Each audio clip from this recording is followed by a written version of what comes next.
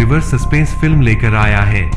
कहानी की शुरुआत होती है नायिका श्याओमी से, जिसका अपने बॉयफ्रेंड से झगड़ा हो गया था। गुस्से में दोनों घर से निकल गए।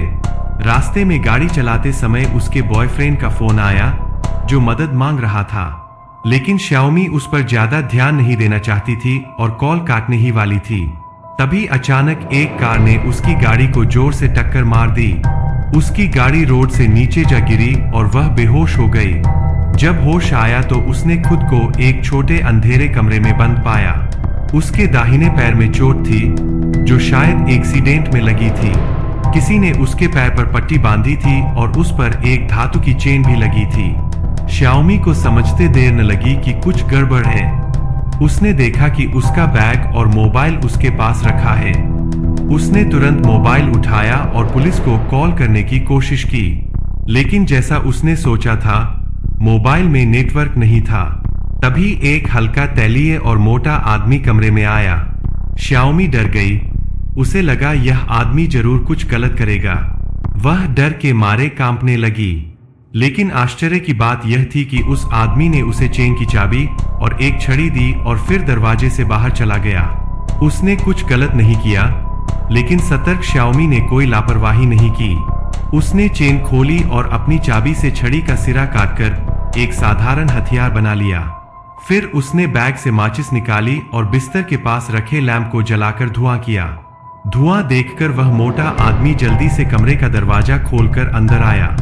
श्याओमी, जो कोने में छिपी हुई थी, मौके का फायदा उठाकर उस मोटे आदमी पर छड़ी से हमला करती है। लेकिन यह क्या?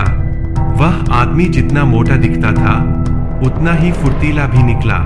उसने न सिर्फ श्याओमी के हमले को आसानी से बचा लिया, बल्कि उसे शॉकर से बेहोश कर दिया।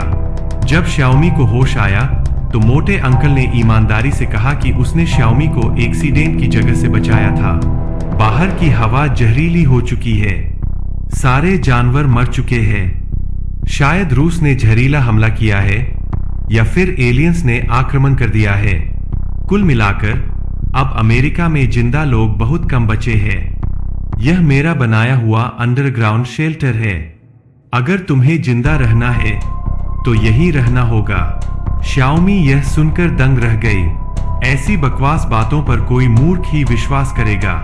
अब उसे और यकीन हो गया कि यह आदमी जरूर कोई विकृत मानसिकता वाला है, जो उसकी खूबसूरती का लालची है और उसे बंदी बनाकर रखा है।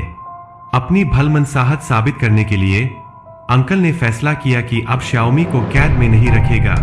श्याओमी फिर उस छोटे काले कमरे से बाहर निकली और देखा कि अंकल ने एक और शख्स को अपने पास रखा है, एक दाढ़ी वाला आदमी जिसकी बाह पर चोट थी। उस आदमी ने भी दावा किया कि बाहर वाकई जहरीली गैस फैली हुई है। श्याओमी को अब भी यकीन नहीं हुआ। तब अंकल उसे सीढ़ियों से ऊपर टॉप फ्लोर के कमरे में ले गया। दरवाजे से बाहर झांककर उसने देखा कि वाकई बाहर कोई जीवित चीज नहीं है। बगल के सुअर बाड़े में 2 सड़े हुए सुअर पड़े थे। ये दृश्य सच में ऐसा लग रहा था कि वे जहरीली गैस से मरे हैं। अब श्याओमी के मन में सवाल उठा, क्या अंकल सच में अच्छा इंसान है? क्या मैंने गलत समझा? लेकिन तभी उसकी नजर बाहर जमीन पर खड़ी एक पिकअप गाड़ी पर पड़ी।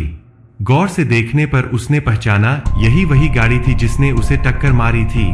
अभी अभी जो विश्वास बना था वह पल भर में टूट गया। उसने यह भी देखा कि वहां 2 बड़े दरवाजे हैं जिन्हें अंकल ने ताला लगाकर बंद कर रखा है।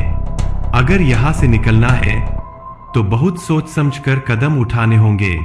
श्याओमी ने अंकल की बातों पर यकीन करने का नाटक किया और उसके साथ नीचे छोटे कमरे में वापस चली गई। जब अंकल डिनर बनाने में व्यस्त था, दाढ़ी वाला आदमी खुद श्याओमी के पास आया और बताया कि उसने भी इस शेल्टर के निर्माण में